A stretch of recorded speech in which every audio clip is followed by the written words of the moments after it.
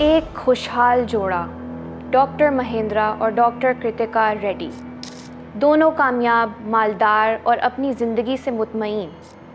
दोनों के दरमियान मोहब्बत, एतमाद और इज़्ज़त का रिश्ता था जिस पर सबकी नज़र और एनवी रहती थी।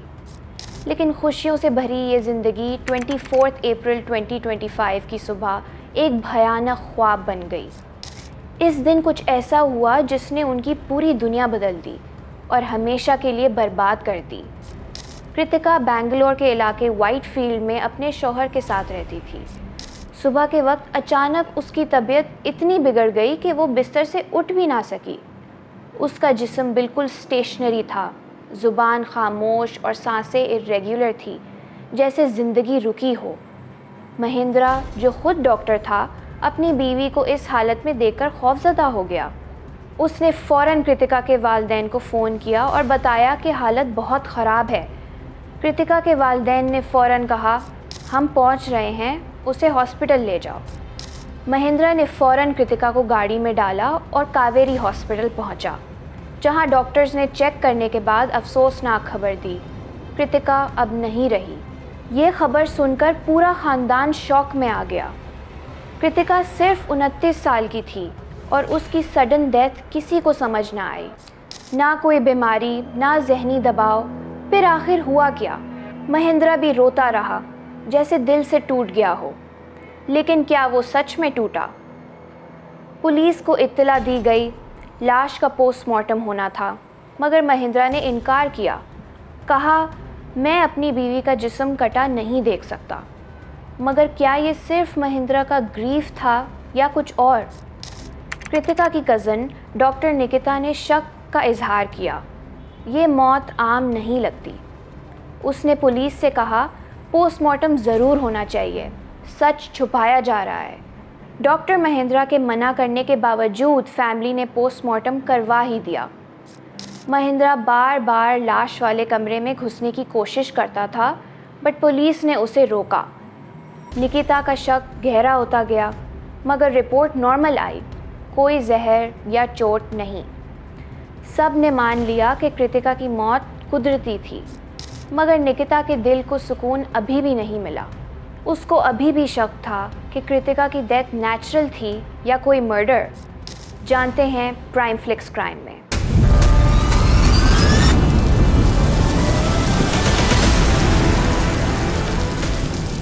पोस्टमार्टम रिपोर्ट के बाद सब टेम्पोररीली थोड़े सुकून में आ गए, लेकिन निकिता के दिल में अभी भी एक अजीब सी फीलिंग, एक सस्पिशन बढ़ती जा रही थी, जैसे कोई बहुत बड़ी चीज़ उसके आंखों के सामने छुपाई जा रही हो। अब इन सारे सवालों के जवाबात जानने के लिए हमें पास्ट में वापस जाना होगा। बात शुरू करते हैं डॉक्टर महेंद्रा से, जिनकी स्पेशलिटी गैस्ट्रो सर्जरी में थी। वो बेंगलोर के इंस्टीट्यूट ऑफ गैस्ट्रोएंटेरोलॉजी साइंसेज और ऑर्गन ट्रांसप्लांट में बतौर सर्जन काम करते थे। दूसरी तरफ डॉक्टर कृतिका एक डर्मेटोलॉजिस्ट थी, यानी कि वो स्किन डिसऑर्डर्स की डायग्नोसिस और ट्रीटमेंट में स्पेशलाइज करती थी, और वो अपनी प्राइवेट प्रैक्टिस के ज़रिए मरीज़ों की इलाज करती थी। दोनों घराने माली तौर पर खुशहाल थे, ना किसी चीज़ की कमी थी, ना कोई परेशानी।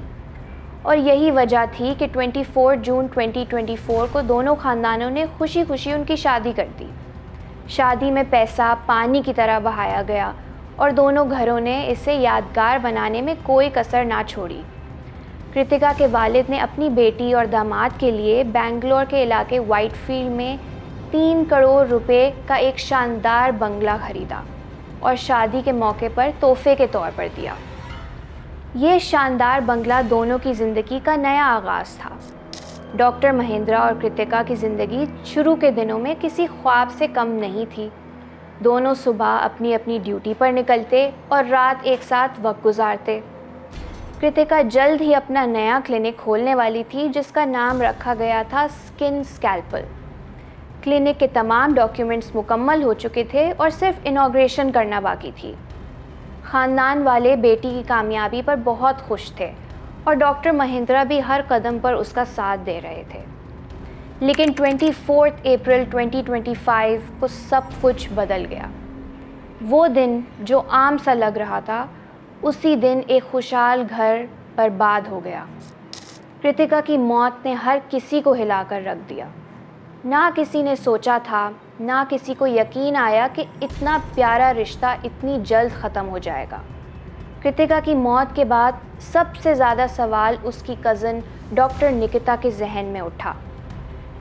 निकिता को शक था कि डॉक्टर महेंद्रा ने कुछ गलत ज़रूर किया है, इसीलिए उसने पोस्टमार्टम करवाने पर जोर दिया।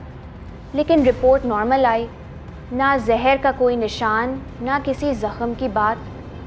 पुलिस ने नतीजा निकाला कि मौत फितरी है और केस बंद कर दिया।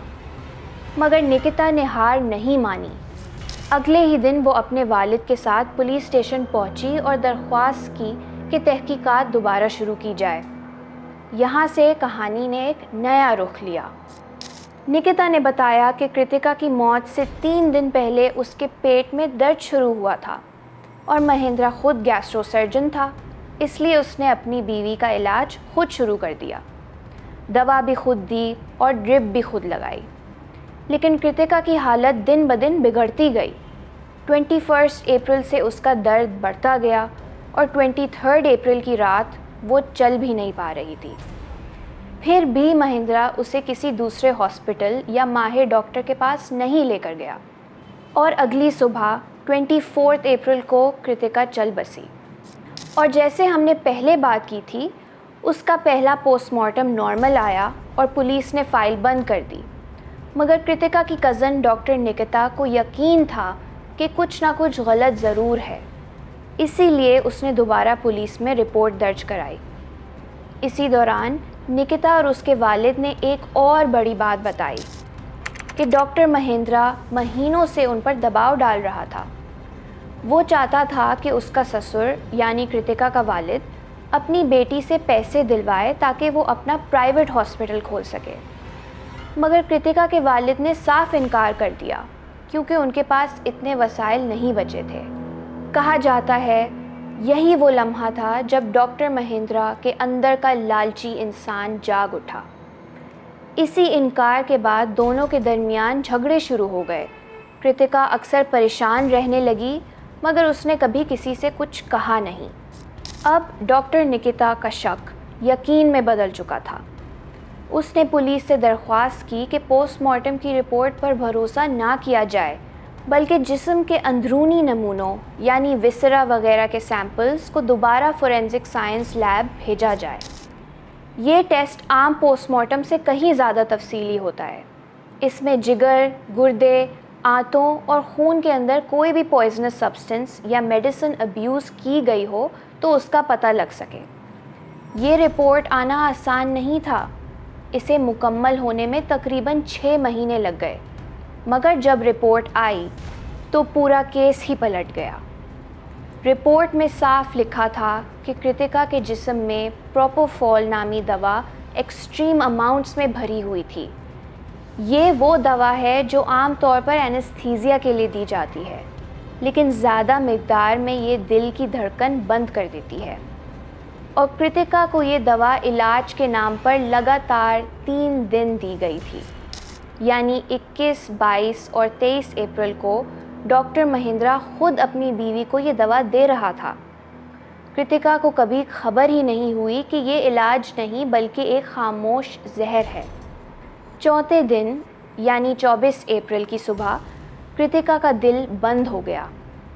ज़्यादा डोज से उसकी दिल की धड़कन तेज़ हो गई, ब्लड प्रेशर बढ़ा, जिस्म कमज़ोर पड़ गया और उसकी जान चली गई। इस रिपोर्ट के बाद सबका शक यकीन में बदल गया था। कृतिका की मौत एक हादसा नहीं थी, बल्कि एक प्रीमेडिटेटेड और इंटेंशनल मर्डर था। डॉक्टर महेंद्रा ने अपनी बीवी कृतिका को कत्ल किया है और इसी बुनियाद पर पुलिस ने 14 अक्टूबर 2025 को महेंद्रा को गिरफ़्तार कर लिया। डॉक्टर महेंद्रा की गिरफ़्तारी के बाद तफ्तीश एक नए मोड़ पर पहुंच गई।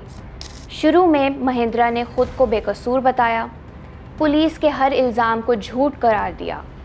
मगर पुलिस भी अब खेल समझ गई थी। सख्ती बढ़ी, सवाल गहरे हुए और फिर एक दिन दबाव के आगे महेंद्रा टूट गया। उसने खुद कन्फेस कर दिया हाँ, मैंने ही कृतिका को मारा है। महेंद्रा ने बताया कि 21 अप्रैल की शाम कृतिका ने मामूली पेट दर्द की शिकायत की थी और इसी दर्द को बहाना बनाकर उसने अपना मर्डरस प्लान शुरू किया। मैं तुम्हें खुद ठीक कर दूंगा, ये कहकर उसने कृतिका को एक ड्रिप लगाई जिसमें एनेस्थीसिया की दवा मिली हुई थी। कृतिका को अंदाज़ा ही नहीं था कि उसके शौहर के हाथों में अब इलाज नहीं, जहर है। पुलिस की रिपोर्ट के मुताबिक डॉक्टर महेंद्रा हॉस्पिटल से ये दवा चुरा कर घर लाया था और अपनी बीवी पर एक्सपेरिमेंट के नाम पर इसे जहरीले डोजेस देता रहा। जब ये राज खुला तो सबके होश उड़ गए। अब सवाल ये था, क्यों? एक कामयाब डॉक्टर, खुशहाल घर, वफ़ादार बीवी, फिर आखिर क्यों महेंद्रा ने अपनी ही ज़िंदगी बर्बाद कर दी? तफ्तीश में 3 थ्योरी सामने आई। पहली थी एक लव अफेयर की। डॉक्टर महेंद्रा की एक गर्लफ्रेंड थी जिससे वो शादी से पहले भी ताल्लुक़ में था और शादी के बाद भी बात छुपी नहीं। कहा जाता है वो उसी के साथ ज़िंदगी गुजारना चाहता था। दूसरी थ्योरी थी लालच और दौलत की हवस। महेंद्रा चाहता था कि उसका अपना हॉस्पिटल हो और वो बार बार कृतिका पर दबाव डालता कि अपने वालिद से पैसे ले आए। लेकिन जब ससुर ने इनकार किया तो महेंद्रा के अंदर का लालची इंसान मज़ीद जालिम बन गया। तीसरी थ्योरी कृतिका की सेहत से जुड़ी थी। कहा जाता है वो अक्सर बीमार रहती थी और महेंद्रा को लगता था कि वो कमज़ोर और एक बोझ बन चुकी है। इसी एहसास ने उसके दिल में नफ़रत भरी। पुलिस ने ये सारा एविडेंस इकट्ठा कर लिया था और अब अदालत में ये केस चल रहा है। लेकिन सच यही है, कभी कभी कातिल कोई अनजान नहीं होता, बल्कि वही होता है जिस पर हम सबसे ज़्यादा भरोसा करते हैं। क्या डॉक्टर महेंद्रा को उसकी जुर्म की सज़ा मिलनी चाहिए? क्या एक माहिर सर्जन की डिग्री एक कातिल की नीयत छुपा सकती है? आपका क्या ख़्याल है? अपनी राय ज़रूर दें, क्योंकि ये कहानी सिर्फ़ कृतिका की नहीं बल्कि उन सब की है जो मोहब्बत पर भरोसा करते हैं और भरोसे में धोखा खा जाते हैं। Keep watching prime flix crime.